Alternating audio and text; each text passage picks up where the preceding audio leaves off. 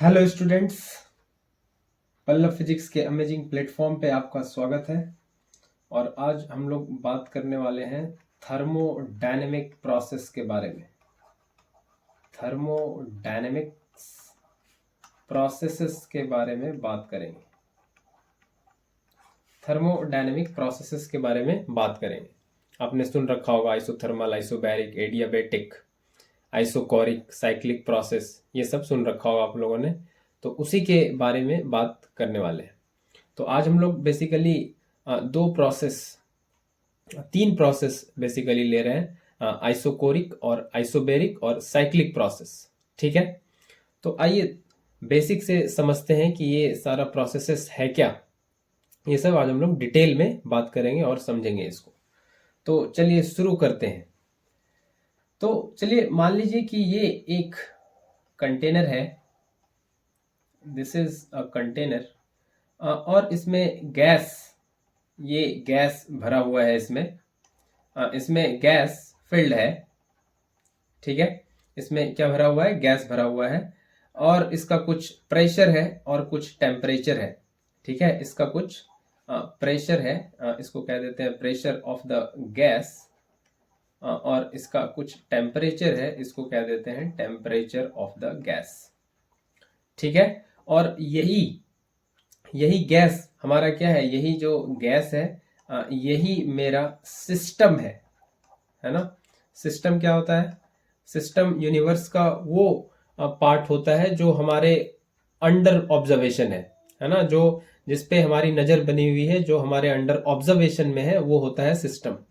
तो सिस्टम होता है part of universe under our consideration या अंडर आवर ऑब्जर्वेशन।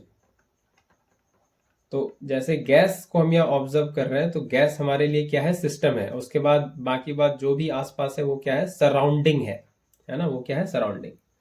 ठीक है, ये गैस है हमारा। और ये कुछ इस पे पिस्टन, ये इस पे ऐसे कुछ ये पिस्टन लगा दिया हमने।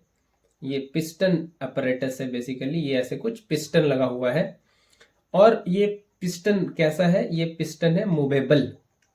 ये कैसा पिस्टन है? मूवेबल। ये मूव कर सकता है। और इस पिस्टन के हमने ऊपर जो है, ये पिस्टन के ऊपर हम लोग क्या कर रहे हैं? एक छोटा छोटा वेट्स इसके ऊपर रख रहे हैं। पिस्टन के ऊपर क्या रख रहे हैं? ये छोटा छोटा वेट्स इसके ऊपर रख रहे हैं। ठीक है, पिस्टन के ऊपर ये छोटा छोटा वेट्स इसके ऊपर रख दे रहे हैं। ठीक है, अभी इस सिनेरियो में, इस स्टेटस क्यू में, अभी ये सिस्टम किस में है? कहते हैं कि ये सिस्टम ऑफ गैस जो है, ये सिस्टम इक्विलिब्रियम में है। इक्विलिब्रियम। और कितने तरह के इक्विलिब्रियम में है? दो तरह के इक्विलिब्रियम में है। एक थर्मल इक्विलिब्रियम। तो जब भी हम इक्विलिब्रियम की बात करें थर्मोडायनेमिक्स में, तो बेसिकली दो तरह के इक्विलिब्रियम की बात आती है। एक थर्मल इक्विलिब्रियम और दूसरा इक्विलिब्रियम है मैकेनिकल इक्विलिब्रियम। Mechanical equilibrium. और सिस्टम अभी इसी सिनेरियो में है, इसी स्टेटस में है। तो क्या कहने का मतलब होता है थर्मल इक्विलिब्रियम का? अगर हम ये कह रहे हैं कि गैस थर्मल इक्विलिब्रियम में है, तो इसका क्या मतलब है? तो इसका बड़ा ही सिंपल सा मतलब है कि गैस का जो टेम्परेचर है वो बराबर है किसके? इसके आसपास जो ये सराउंडिंग है, ये जो सराउंडिंग है गैस के आसपास, ये जो सराउंडिंग का टेम्परेचर है उसके बराबर है बिल्कुल ये टेम्परेचर ऑफ सराउंडिंग। तो गैस का टेम्परेचर सराउंडिंग के टेम्परेचर के बराबर है, तो हम कहेंगे कि सिस्टम किस में है? थर्मल इक्विलिब्रियम में है। ठीक है, किस में है? थर्मल इक्विलिब्रियम में। और अगर हम कह रहे हैं कि ये मैकेनिकल इक्विलिब्रियम में है, मैकेनिकल इक्विलिब्रियम में है, तो हम क्या कहेंगे? गैस का जो प्रेशर है वो सराउंडिंग या एक्सटर्नल या सराउंडिंग, जो भी कह लीजिए, है ना, तो क्या देते हैं? एक्सटर्नल प्रेशर या सराउंडिंग का प्रेशर, जो भी कह सकते हैं, उसके बराबर है।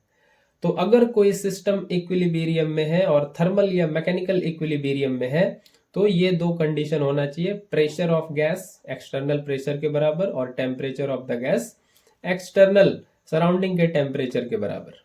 ठीक है, अब चलिए हम मान लीजिए कि ये जो वेट्स है, छोटा छोटा ये जो वेट्स आप देख रहे हैं पिस्टन पे रखा हुआ, इसको रिमूव कर दे रहे हैं।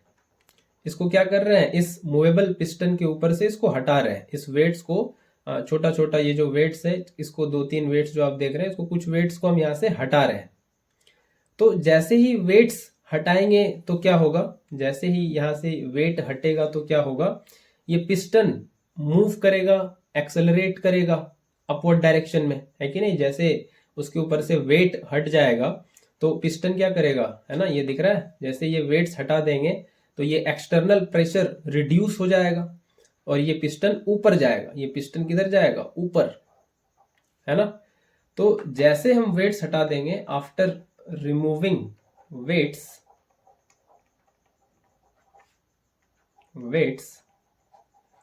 या इसको हम यूं कह सकते हैं कि we are reducing the external pressure,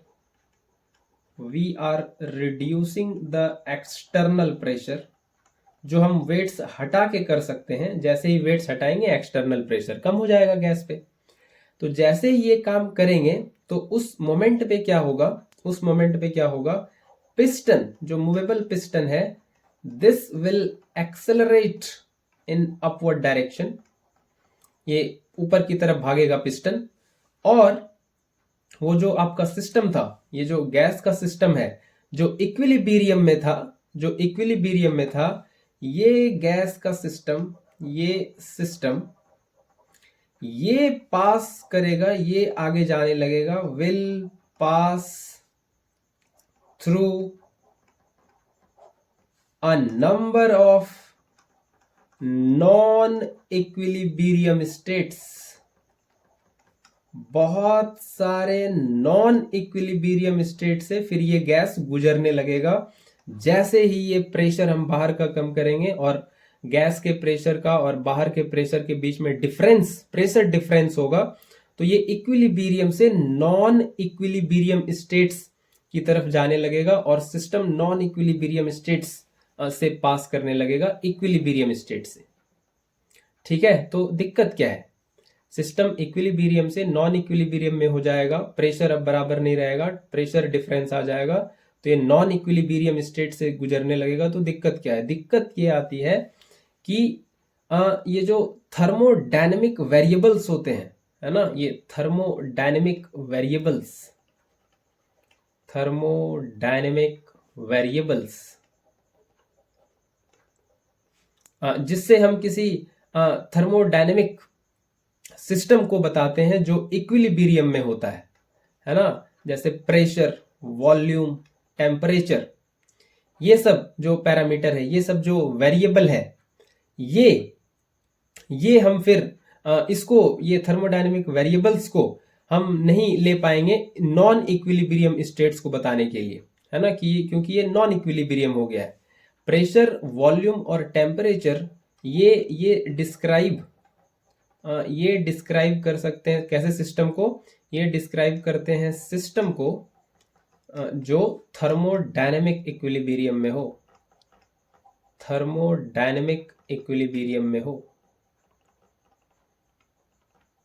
तो वेट हटाने से ये अब नॉन इक्विलिब्रियम स्टेट से गैस गुजर रहा है। ऐसे में प्रेशर, वॉल्यूम और टेम्परेचर को डिफाइन कर पाना काफी मुश्किल होता है ना, काफी मुश्किल होता है। ठीक है, काफी मुश्किल होता है, आप नहीं बता सकते क्योंकि बड़ा वो फ्लिकरिंग सा सिनेरियो है ना, नॉन इक्विलिब्रियम स्टेट से गुजर रहा है। तो नॉन इक्विलिब्रियम स्टेट के लिए प्रेशर, वॉल्यूम, टेम्परेचर, ये थर्मोडायनेमिक वेरिएबल्स को डिफाइन कर पाना थोड़ा मुश्किल होता है। ये पैरामीटर्स हम सिर्फ थर्मोडायनेमिक इक्विलिब्रियम में जो सिस्टम है उसी के लिए ये ठीक रहता है, उसी को ये डिफाइन कर सकता है सही से। जो नॉन इक्विलिब्रियम स्टेट से गुजर रहा उसके लिए प्रेशर, वॉल्यूम, टेम्परेचर को थोड़ा एक्सप्लेन कर पाना पॉसिबल नहीं होता, डिफिकल्ट होता है थोड़ा। ठीक है, ठीक है। ये जो हम लोग प्रेशर डिफरेंस क्रिएट करके सिस्टम को नॉन इक्विलिब्रियम स्टेट में लेके आए, ये हम एक और दूसरे तरह से भी कर सकते हैं। कैसे? फाइनाइट टेम्परेचर डिफरेंस क्रिएट करके। Finite temperature difference between system and surrounding. अगर हम ये भी कर पाए कि टेम्परेचर डिफरेंस थोड़ा क्रिएट कर दिए सिस्टम और सराउंडिंग की, तब भी क्या होगा? तब भी एक्सचेंज ऑफ हीट शुरू हो जाएगा। ऐसा ही तो होता है। हीट कैसे फ्लो होता है? टेम्परेचर डिफरेंस से। एक्सचेंज ऑफ हीट ये शुरू हो जाएगा और ये वेरी रैपिडली ये स्टार्ट हो जाएगा। Exchange of heat very rapidly, और ये होने लगेगा सिस्टम सराउंडिंग के बीच स्टार्ट, और इससे भी सिस्टम किस में आ जाएगा? नॉन इक्विलिब्रियम स्टेट में। और फिर से वही दिक्कत आएगी कि नॉन इक्विलिब्रियम स्टेट को थोड़ा एक्सप्लेन कर पाना मुश्किल होता है। इसके लिए थर्मोडायनेमिक वेरिएबल्स को डिस्क्राइब कर पाना थोड़ा मुश्किल होता है ना। हम थर्मोडायनेमिक वेरिएबल्स की मदद से नॉन इक्विलिब्रियम स्टेट, किसी भी सिस्टम के नॉन इक्विलिब्रियम स्टेट को डिस्क्राइब नहीं कर सकते। ये उतना आसान नहीं होता है जितना कि इक्विलिब्रियम स्टेट में कोई सिस्टम है उसके लिए। ठीक है, तो नॉन इक्विलिब्रियम स्टेट को डिस्क्राइब करना थोड़ा होता है डिफिकल्ट। तो इसीलिए हम लोग क्या करते हैं कि हम लोग इमेजिन करते हैं, हम लोग इमेजिन करते हैं एक ऐसे प्रोसेस की, एक ऐसे आइडियल प्रोसेस की, जिसमें in which system remains in equilibrium state। तो हम लोग एक ऐसे प्रोसेस को इमेजिन करते हैं जिसमें सिस्टम जो है हमेशा किस में रहता है? इक्विलिब्रियम स्टेट में रहता है। ठीक है, कभी वो नॉन इक्विलिब्रियम स्टेट में नहीं जाता। हमको एक ऐसा इमेजिन करना पड़ता है ऐसे सिस्टम को। तो ऐसा सिस्टम वास्तव में, है ना, इन रियलिटी तो होता नहीं, लेकिन प्रिंसिपल में, है ना, इन प्रिंसिपल ऐसा सिस्टम जो हमेशा इक्विलिब्रियम स्टेट में रहे, ये किया जा सकता है ऑब्टेन। ये बिल्कुल ऑब्टेन किया जा सकता है।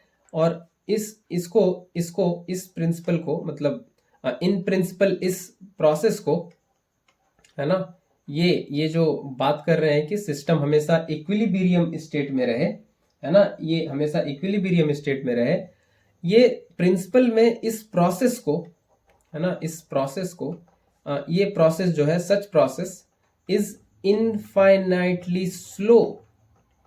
Infinitely slow. ये प्रोसेस कैसा होना पड़ेगा? इनफाइनाइटली स्लो होना पड़ेगा अगर सिस्टम को हमेशा इक्विलिब्रियम स्टेट में होना है। तो कैसा प्रोसेस लिया जाए कि सिस्टम हमेशा इक्विलिब्रियम स्टेट में रहे? वैसे प्रोसेस को इनफाइनाइटली स्लो, है ना, इनफाइनाइटली स्लो लेना पड़ेगा। तो वैसा process in principle infinitely slow होता है, या इसको कहते हैं नियर टू स्टैटिक होता है, काफी स्लो। और ऐसे ही प्रोसेस को हम कहते हैं क्वासी स्टैटिक। ठीक है, तो कैसा प्रोसेस लिया जाए जो हमेशा इक्विलिब्रियम स्टेट में बना रहे? तो ये हमको एक इमेजिन करना पड़ता है, एक आइडियल प्रोसेस इमेजिन करते हैं, और वैसे प्रोसेस को कहते हैं क्वासी स्टैटिक, है ना। क्वासी स्टैटिक का मतलब होता है नियरली स्टैटिक, हमेशा स्टैटिक में ही बना रहे, ऐसे सिस्टम को हम इमेजिन करते हैं। और ये प्रोसेस काफी स्लो होता है, इनफाइनाइटली स्लो, बहुत धीमे, काफी धीमे। ठीक है, काफी धीमे होता है ये प्रोसेस, क्वासी स्टैटिक इसका नाम है इस प्रोसेस का। तो क्वासी स्टैटिक प्रोसेस की कैरेक्टरिस्टिक्स क्या है? कैसे प्रोसेस क्वासी स्टैटिक होते हैं? तो infinitely slow process quasi static होते हैं। तो क्वासी स्टैटिक में होता क्या है कि ये जो प्रेशर है, ये गैस का प्रेशर, है ना, और ये जो सराउंडिंग का प्रेशर है या एक्सटर्नल प्रेशर है ना, तो इनके बीच जो डिफरेंस है ना, इनके बीच जो डिफरेंस है ना, इसके बीच जो डिफरेंस है ये होता है इनफाइनाइटेसिमली स्मॉल।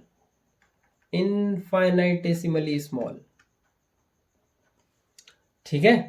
क्वासी स्टैटिक प्रोसेस में गैस और सराउंडिंग के बीच का जो प्रेशर डिफरेंस होता है वो इनफाइनाइटेसिमली स्मॉल होता है। उसी तरह से गैस का टेम्परेचर और सराउंडिंग का टेम्परेचर के बीच जो डिफरेंस होता है वो भी क्या होता है, वो भी होता है इनफाइनाइटेसिमली स्मॉल।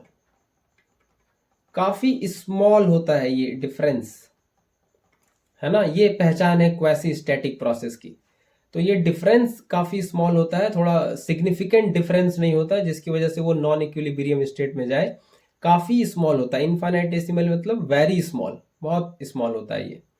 तो क्वासी स्टैटिक प्रोसेस की ये पहचान है कि सिस्टम को हमेशा इक्विलिब्रियम स्टेट में बनाए रखना है। तो ये कंडीशन रखना है कि गैस का प्रेशर और सराउंडिंग के प्रेशर के बीच इनफाइनाइटेसिमली स्मॉल डिफरेंस रखना है, और टेम्परेचर के डिफरेंस में भी इनफाइनाइटेसिमली स्मॉल डिफरेंस रखना है। ठीक है। तो यही है क्वासी स्टैटिक प्रोसेस। ठीक है, यही क्या है, क्वासी स्टैटिक प्रोसेस। तो सिस्टम तो प्रैक्टिकली तो नॉन इक्विलिब्रियम स्टेट में चला जाएगा, लेकिन अगर हम चाहते हैं कि सिस्टम किस में रहे, हमेशा इक्विलिब्रियम स्टेट में रहे, तो हम एक प्रोसेस इमेजिन करते हैं जिसको कहते हैं क्वासी स्टैटिक प्रोसेस। ये नियरली स्टैटिक होता है, काफी धीमा होता है ये प्रोसेस, है ना। उसमें पिस्टन का एक्सेलरेशन एकदम नेग्लिजिबली स्मॉल, ऐसा कह सकते हैं। ठीक है, ये है क्वासी स्टैटिक प्रोसेस। ठीक है, यही क्या है, क्वासी स्टैटिक प्रोसेस।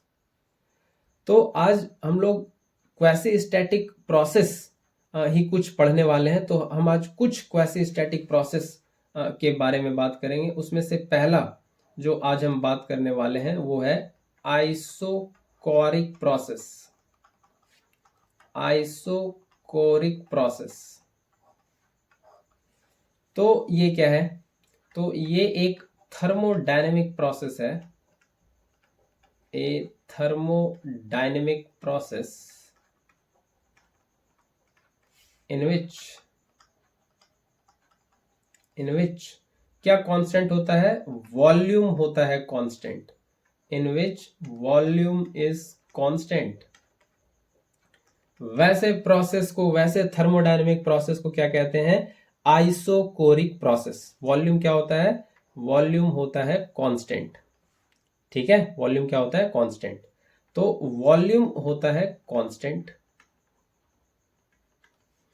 अगर वॉल्यूम कांस्टेंट है तो चेंज इन वॉल्यूम क्या होगा, ये जीरो होगा। वॉल्यूम बदल ही नहीं रहा, तो चेंज इन वॉल्यूम क्या आएगा, जीरो। तो अगर हम वर्क डन की बात करें bye the gas, work done by the gas की बात करें, है ना, इसको थोड़ा और सही से लिखें, work done by the gas, work done by the gas, ये क्या होगा, ये होगा पी डी वी। तो डीवी तो जीरो है, तो वर्क डन क्या हो जाएगा, बाय द गैस, जीरो। तो आइसोकोरिक प्रोसेस में, इन आइसोकोरिक प्रोसेस वर्क डन होता है जीरो। ये इंपॉर्टेंट बात है, ये आपको ध्यान रखना है। आइसोकोरिक प्रोसेस में वॉल्यूम कांस्टेंट है, तो वर्क डन क्या हो जाता है, जीरो। ठीक है, वर्क डन क्या होता है, वर्क डन होता है जीरो। ठीक है, इतनी बात आई होप आपको समझ आई होगी। तो आगे हम लोग बढ़ते हैं, वर्क डन तो जीरो हो गया। तो अगर हम बात करें from first law of thermodynamics, first law of thermodynamics, ये क्या होता है, ये होता है Q equals to delta U plus W, है ना। ये फर्स्ट लॉ ऑफ थर्मोडायनेमिक्स में आपने पढ़ रखा होगा। Q होता है अमाउंट ऑफ हीट सप्लाइड, है ना, एक बार रिकॉल करा दें। ये होता है heat given to the system. W, this is work done by the system, या सिस्टम आपका गैस है तो बाय द गैस। और डेल्टा U है, this is change in internal energy, change in internal energy. तो वर्क डन 0 है isochoric process में, तो Q क्या हो जाएगा, दिस इज डेल्टा U। तो फर्स्ट लॉ ऑफ थर्मोडायनेमिक्स यही होता है कि जो हीट सप्लाइड है वो किस में यूज होता है, वो यूज होता है work done by the system, और थोड़ा हीट एनर्जी यूज होता है इन चेंजिंग द इंटरनल एनर्जी। तो वर्क डन अगर 0 है आइसोकोरिक प्रोसेस में, तो Q क्या हो जाएगा, डेल्टा U। इसका मतलब ये हुआ in isochoric process, in isocoric process, heat absorbed or given to the system, heat absorbed by the system is utilized in changing the internal energy, changing the internal energy। ठीक है, बहुत clearly दिख रहा है सारा हीट किस में जा रहा है, इंटरनल एनर्जी चेंज करने में, इंटरनल एनर्जी बढ़ाने में, है ना, उसी में जा रहा है। सारा हीट जो दिए वो किस में जा रहा है, इंटरनल एनर्जी बढ़ाने में जा रहा है। ठीक है, ये इतनी बात समझ में आई। और इंटरनल एनर्जी जो है ये होता है टेम्परेचर का फंक्शन। तो हम ये भी कह सकते हैं कि ये जो Q हीट दिया जा रहा है, इससे क्या हो रहा है, वो जो गैस है उसके टेम्परेचर में भी चेंज आ रहा है। नहीं, हम ये भी कह सकते हैं वो जो सिस्टम है उसके टेम्परेचर में भी चेंज आ रहा है। और हमको ये भी पता है कि Q होता है NC, और हम लोग यहाँ पे V यूज करेंगे क्योंकि ये आइसोकोरिक प्रोसेस है, कांस्टेंट वॉल्यूम पे है, NCV डेल्टा T। ये CV क्या है, ये है specific heat at constant volume, specific heat at constant volume. तो Q equal to NCV delta T, N number of moles of the gas, delta T change in temperature, and CV is specific heat at constant volume, and Q is amount of heat supplied to the system, given to the system. तो यहां से हम delta T ये निकाल सकते हैं, Q equal to N by CV। तो अगर हमको गैस का specific heat at constant volume मालूम है, तो for given amount of heat supplied, for a given amount of heat we can find the change in temperature of the system, है ना। तो अगर CV, if CV is known, जो कि पता ही होगा, तो for a given amount of heat, for a given amount of heat we can obtain change in temperature delta T। ये हम पता लगा सकते हैं for a given amount of heat. तो ये था आपका आइसोकोरिक प्रोसेस, और आई होप ये आपको समझ आया होगा। आगे हम लोग बात करते हैं आइसोबैरिक प्रोसेस के बारे में। आइसोबैरिक प्रोसेस के बारे में बात कर लेते हैं। ठीक है, तो ये कैसा प्रोसेस है, तो this is again a thermodynamic process, thermodynamic process in which क्या कांस्टेंट होता है, इसमें प्रेशर कांस्टेंट होता है। आइसोबैरिक, बैर्स रिलेटेड है वर्ड किससे, प्रेशर से, तो इसमें प्रेशर कांस्टेंट होता है। तो क्या फिक्स है इस बार, प्रेशर फिक्स है। क्या फिक्स है, प्रेशर फिक्स है। तो वर्क डन अगर हम यहाँ पे निकालें तो ये कितना आएगा, P, और ये होता है डेल्टा V। तो this is P V2 minus V1, है ना, change in volume, constant pressure पे गैस का वॉल्यूम चेंज हो रहा है। और इसको हम यहाँ से लिख सकते हैं क्या, इसको लिख सकते हैं NR, this is T2 minus T1। ये आइडियल गैस इक्वेशन से PV इक्वल्स टू nRT। तो गैस का वॉल्यूम जब V1 है तो टेम्परेचर T1 है, वॉल्यूम V2 हो गया तो टेम्परेचर T2 हो गया। तो PV इक्वल्स टू nRT, ये भी इस फॉर्मेट में भी लिख सकते हैं। तो ये है work done in isobaric process, है ना, ये आपको पता होगा, this is ideal gas equation है, ये आइडियल गैस इक्वेशन, है ना। ये आइडियल गैस इक्वेशन नहीं। ये यहाँ पे जो लिखा गया है ये आपको पता होगा, PV-nRT होता है, this is ideal gas equation. तो ये यहाँ से हम लोग लिख चुके हैं आइडियल गैस इक्वेशन, PV=nRT। तो ये वर्क डन का फॉर्मूला है, ये आपको ध्यान रखना है। ठीक है, ठीक है, आगे बढ़ते हैं। तो अगर हम बात कर लें from first law of thermodynamics,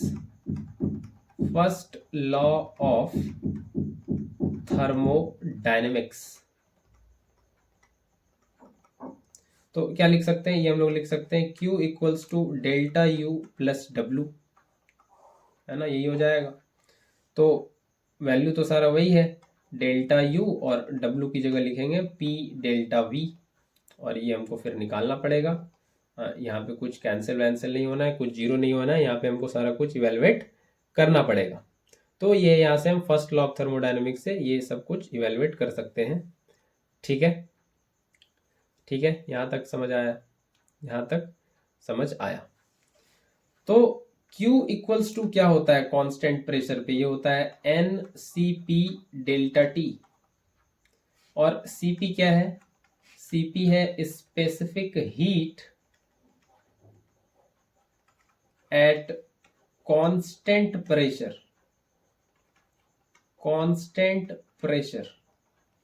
तो यहां से अगर हम डेल्टा T लिखें तो हम बहुत आसानी से लिख सकते हैं Q/NCP। तो गैस का अगर हमको CP पता है, इफ CP इज नॉन, जो पता ही होगा कांस्टेंट प्रेशर पे पार्टिकुलर गैस के लिए, तो for a given heat we can determine change in temperature delta T। तो अगेन इन आइसोबैरिक प्रोसेस हम लोग फॉर अ गिवन हीट निकाल सकते हैं चेंज इन टेम्परेचर। तो ये था आपका आइसोबैरिक प्रोसेस, ये होता है वर्क डन, ये इंपॉर्टेंट है, वर्क डन ध्यान रखना है, और आइसोकोरिक में तो जीरो ही हो गया। ठीक है, अगले प्रोसेस पे चलें, और अगला इंपॉर्टेंट प्रोसेस है साइक्लिक प्रोसेस। क्या है, साइक्लिक प्रोसेस। तो ये कैसा प्रोसेस है, कैसे प्रोसेस को हम लोग साइक्लिक प्रोसेस कहेंगे। तो ये थर्मोडायनेमिक प्रोसेस है अगेन, और ये सारा क्वासी स्टैटिक है, ये ध्यान रखना है हमेशा। ये किसमें है, इक्विलिब्रियम स्टेट में बना हुआ है, सिस्टम नॉन इक्विलिब्रियम स्टेट में नहीं जा रहा। तो ये भी एक थर्मोडायनेमिक प्रोसेस है इन विच, जिसमें system returns to its original state. System अपने ओरिजिनल स्टेट में वापस आ जाता है ना, इसीलिए इसको साइक्लिक कह रहे हैं। जहां से ये स्टार्ट हुआ वहीं पे वापस आ जाता है सिस्टम, अलग वाया डिफरेंट प्रोसेस से गुजरने के बाद सिस्टम अपने ओरिजिनल स्टेट में वापस आ जाता है, इसीलिए इसका नाम है साइक्लिक प्रोसेस। इसीलिए इसका क्या नाम है, साइक्लिक प्रोसेस नाम है। तो साइक्लिक प्रोसेस में सिस्टम, जैसे ये कहने का मतलब है कि इसको ऐसे समझें कि ये इसको कुछ ऐसे समझ सकते हैं आप लोग कि ये मान लीजिए ये इसको ऐसे समझें कि ये कुछ ये मैंने चलिए बनाया, ये पीवी कर्व बना लिया मैंने, ये पीवी कर्व। अब गैस जो है यहाँ से इस ए पॉइंट से ये कुछ मूव करना स्टार्ट करी, मतलब गैस अलग अलग प्रोसेस से गुजरना स्टार्ट की, और ए से गुजर के पहले यहाँ कुछ बी पे गई via some thermodynamic process, B से ये वाया सम थर्मोडायनेमिक प्रोसेस ये सी पॉइंट पे गई, और सी से कुछ थर्मोडायनेमिक प्रोसेस फॉलो करके ये डी पॉइंट पे गई, और डी से ये वापस ए पे आ गई। तो यहाँ पे बहुत क्लियरली दिख रहा है कि ए से जब बी पे गैस गई तो ये क्या है, ये वॉल्यूम, देखिए ये ए से बी जाते समय पूरा वॉल्यूम क्या है, ये वॉल्यूम फिक्स है। तो ये तो दिख रहा है ये क्लियरली, ये आइसोकोरिक प्रोसेस है। ए से बी वाला कैसा प्रोसेस है? Isochoric process. और ये बी से जब सी गैस जा रहा है तो वॉल्यूम तो बढ़ रहा है लेकिन प्रेशर कांस्टेंट है ना। बी से सी तक जाते जाते प्रेशर पूरी जगह क्या है? कांस्टेंट। तो बी से सी ये कैसा है? ये है आइसोबैरिक। और अगेन देखें सी से डी, तो फिर क्या है? फिर एक पार्टिकुलर वैल्यू है वॉल्यूम का और वहीं पे सी से डी जाया जा रहा है। प्रेशर अलग अलग है लेकिन सी से डी जाते समय वॉल्यूम फिक्स है। तो फिर सी से डी कैसा हो गया? आइसोकोरिक। और डी से ए ये वापस आ गया फिर से, ये वॉल्यूम तो घट रहा है लेकिन प्रेशर यहाँ पे प्रेशर फिक्स है। तो डी से ए फिर कैसा हो गया? आइसोबैरिक। तो ये एक साइक्लिक प्रोसेस हमने लिया है समझने के लिए, जिसमें गैस आइसोबैरिक और आइसोकोरिक प्रोसेसेस से गुजर रहा है, ए से स्टार्ट करते हुए और वापस ए पे आ रहा है। तो ऐसे प्रोसेस को ही हम क्या कहेंगे? साइक्लिक प्रोसेस कहेंगे, है ना। एक साइकिल पूरा करके जहां से गैस स्टार्ट किया था अलग अलग प्रोसेस से जाना, वहीं पे वापस आ गया। ठीक है, ये इतनी बात समझ में आई? बहुत बढ़िया। ये है स्टेट फंक्शन। ये कैसा है? ये है स्टेट फंक्शन। स्टेट फंक्शन जब किसी वेरिएबल को कह रहे हैं, है ना, स्टेट फंक्शन, तो स्टेट फंक्शन कहने का मतलब है कि ये पाथ इंडिपेंडेंट है ना। इंटरनल एनर्जी क्या है? पाथ इंडिपेंडेंट, है ना। इंटरनल एनर्जी क्या है? Path independent. कहने का मतलब ये है कि ये मान लीजिए ये ए पॉइंट है और ये दूसरा पॉइंट है बी। यहां से कोई सिस्टम या कोई गैस कुछ प्रोसेस फॉलो करते हुए बी तक जा रही है और ये ए से बी गैस, सेम गैस कुछ अलग रास्ते से फॉलो करते हुए बी पे जा रही है और ये कुछ अलग रास्ते से फॉलो करते हुए बी पे जा रही है। तो हम किसी भी रास्ते से, ये ए पॉइंट से गैस बी पे जाए, किसी भी रास्ते से होते हुए, आइदर इस रास्ते से जाए, नीचे वाले कर्वेचर से, ऊपर वाले से ये सीधा जाए, आइदर केस में अगर हम ये जानना चाहें कि चेंज इन इंटरनल एनर्जी कितना है, you B minus U A कितना है, तो ये तीनों रास्ते के केस में क्या होगा? ये सेम होगा, है ना। जो वैल्यू इस वाले रास्ते में है वही वैल्यू इस रास्ते में है, वही वैल्यू इस रास्ते से होगा।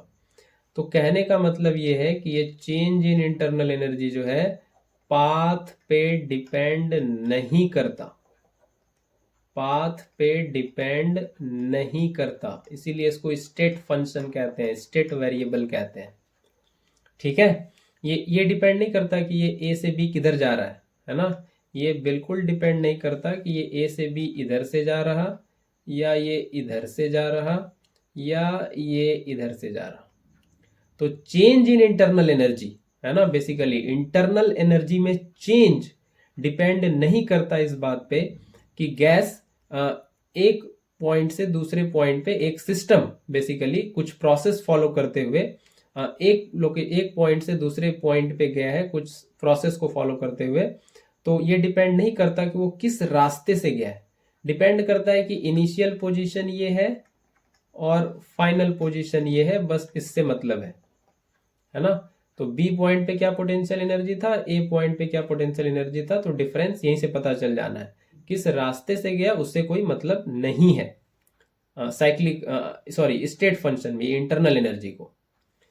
तो अब यहाँ पे ये देखिए कि साइक्लिक प्रोसेस में, है ना, साइक्लिक प्रोसेस में देखिए कि गैस जहां से चलना स्टार्ट किया था वहीं पे आ गया, वापस वहीं पे आ गया। ए से चलना स्टार्ट किया और ए पे ही वापस आ गया। तो हम चेंज इन इंटरनल एनर्जी अगर निकालें तो ये क्या होगा? इनिशियल भी ए है और फाइनल भी ए है, तो ये क्या हो जाएगा? जीरो। नहीं, फाइनल भी ए इनिशियल भी ए, तो change in internal energy zero हो गया। तो साइक्लिक प्रोसेस में इंटरनल एनर्जी का चेंज होता है जीरो। ये इंपॉर्टेंट बात आपको रखना है, याद ध्यान में रखना है।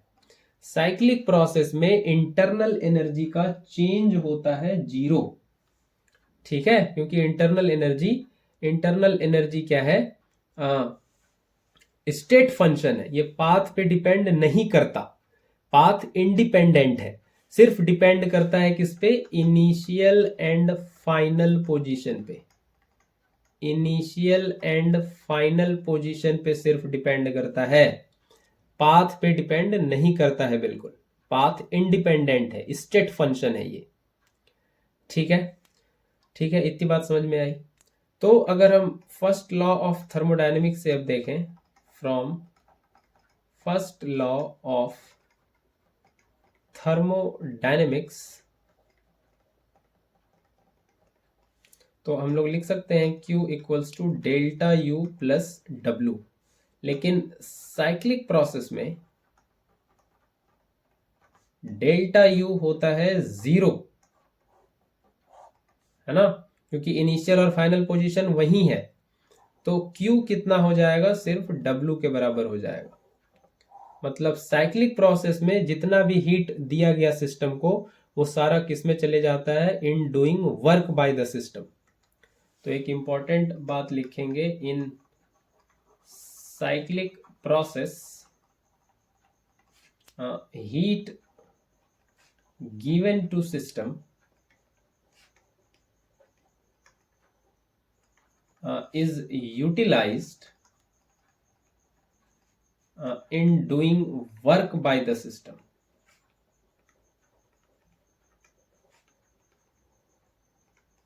In doing work by the system, ठीक है, ये सारा हीट इसी में चला जाता है।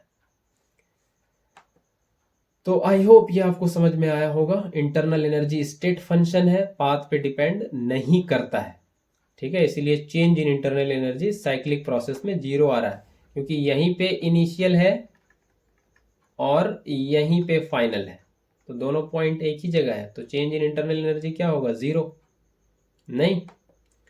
एक इंपॉर्टेंट चीज और नोट कर ले आप लोग, आइसोबैरिक प्रोसेस में इसका प्रेशर वॉल्यूम का कर्व अगर बनाए तो ये आइसोबैरिक है, यानी कि कांस्टेंट प्रेशर पे है, तो कांस्टेंट प्रेशर पे है तो ये कुछ ऐसा ग्राफ बन जाएगा, वॉल्यूम बदलने के साथ साथ प्रेशर वही है हमेशा, यही कांस्टेंट वैल्यू। ठीक है, तो ये कर्व, ये ग्राफ आप लोग अपने नोट में ऐड कर लें। और आइसोकोरिक प्रोसेस के लिए, आइसोकोरिक प्रोसेस में P वर्सेस V का कर्व बनाएंगे, प्रेशर वर्सेस वॉल्यूम का कर्व बनाएंगे, तो वॉल्यूम होता है कांस्टेंट, तो वॉल्यूम हो जाएगा कांस्टेंट, है ना, वॉल्यूम हो जाएगा कांस्टेंट, ये कांस्टेंट वैल्यू वॉल्यूम का, और ये प्रेशर बदलता जा रहा है लेकिन वॉल्यूम नहीं बदल रहा। तो ये आइसोकोरिक प्रोसेस की बात हुई। तो आज मैंने 3 प्रोसेसेस आपके सामने रखे हैं, पूरा डिटेल समझाया, फर्स्ट लॉ ऑफ थर्मोडायनेमिक्स से कैसे क्या बदल रहा है, क्या बच रहा है, ये आपको याद रखना है। आइसोबैरिक प्रोसेस भी बताया और साइक्लिक प्रोसेस भी बताने की कोशिश की। ठीक है, आई होप इतनी बात आपको समझ आई होगी, इतनी बात आपको बिल्कुल समझ आई होगी। ठीक है, ठीक है, तो वर्क डन तो इसमें हीट एनर्जी जितना दिया जा रहा है उसी के बराबर आ रहा है ना, उसी के बराबर आ रहा है। ठीक, तो आज के लिए इतना ही, फिर मिलते हैं नए कॉन्सेप्ट्स के साथ। Thank you very much.